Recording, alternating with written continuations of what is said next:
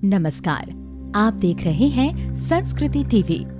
ज्योतिष शास्त्र में कुंडली के इन योगों के आधार पर ही व्यक्ति के भाग्य का विश्लेषण किया जाता है। जहां कुंडली में शुभ योगों की अधिकता होने पर व्यक्ति धनवान और सुखी जीवन व्यतीत करता है, तो वहीं कुंडली में अशुभ दोषों के कारण व्यक्ति को अपने जीवन में समस्याओं का सामना करना पड़ता है।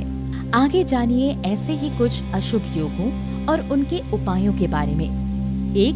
ग्रहण योग। जब किसी की कुंडली के किसी भी भाव में चंद्रमा या सूर्य के साथ राहु या केतु बैठे हों तो ग्रहण योग बनता है। इस योग के प्रभाव से व्यक्ति को मानसिक समस्याओं का सामना करना पड़ता है। ऐसे जातक का मस्तिष्क स्थिर नहीं रहता है। व्यक्ति अपने कार्य को लेकर सही निर्णय नहीं ले पाता है और वो बार बार अपने कार्य को बदलता रहता है।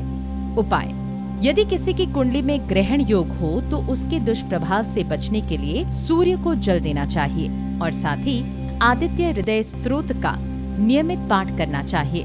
चंद्रमा को शुभ करने के लिए माह में शुक्ल पक्ष के चंद्रमा के नियमित दर्शन करने चाहिए। 2. चांडाल योग। ज्योतिष शास्त्र के अनुसार यदि किसी व्यक्ति की कुंडली में गुरु बृहस्पति के साथ राहु बैठा हो तो दोनों की युति से कुंडली में चांडाल योग का निर्माण होता है। कुंडली में इस योग के बनने का सबसे ज्यादा असर शिक्षा और धन पर होता है। व्यक्ति को कर्ज के कारण आर्थिक परेशानियों का सामना करना पड़ता है। साथ ही शिक्षा में असफलता का सामना करना पड़ता है।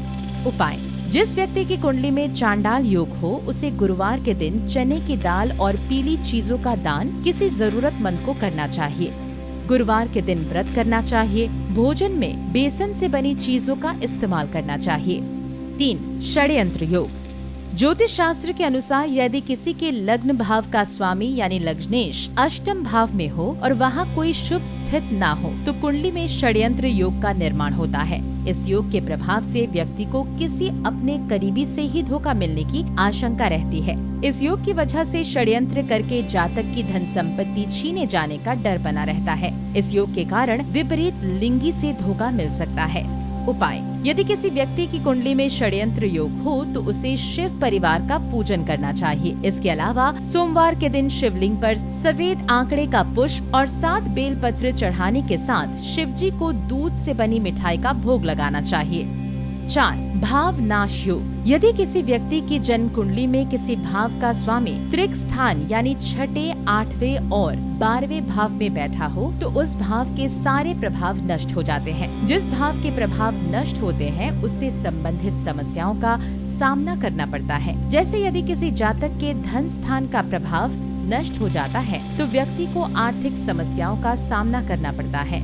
उपाय: ज्योतिष शास्त्र के अनुसार जिस ग्रह को लेकर भावनाशक योग बन रहा है उससे संबंधित रत्न धारण करने से आप परेशानियां दूर कर सकते हैं, लेकिन इस बात का ध्यान रखें कि योग्य ज्योतिषी की सलाह से ही रत्न धारण करें। इसके अलावा वार के अनुसार हनुमान जी की आराधना करें। तो आपको हमारा पैकेज कैसा लगा हमें बताना ना भूलें।